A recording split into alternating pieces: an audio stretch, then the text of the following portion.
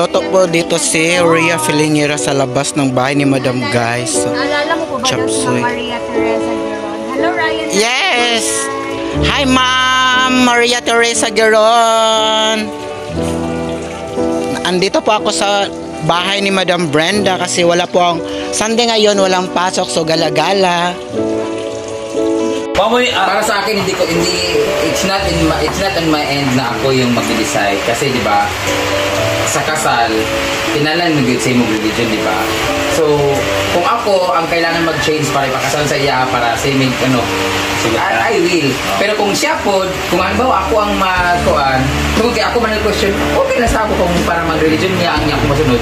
Kasi tinood lang, gusto ko kung akong religion ang masunod ko. So siya ang magpasen. So dahil ako ang tinanong, papayag ako kasi ako mag-change. Diba? Siguro din, yung kung mag-partner, depende din sa partner ko, diba? Halimbawa nga pwede kong punta ko sa balista siya, naging isa sa amo ang mag-convert, diba?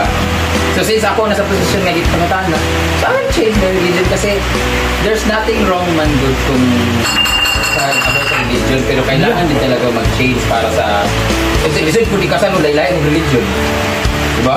So naman ikaw ba pwede po ka magpakasal sa depende po sa musugot massage. Kaya mo lagi buhat ni Nick Jonas at ni Priyanka. Kasal siya sa India. Pakasal siya sa India. Tanawa ko si Arjen nagtulog sa kama ko. Tuko! Tapos Dayon nagibog ko. Nagibog ka nga, iwagan ka, hana? Iwagan ko kay Arjen, natulog siya. Tanawa ko yung notch. hala, Tanawa ko yung notch, Dad. Tanawa ko yung notch, Dad.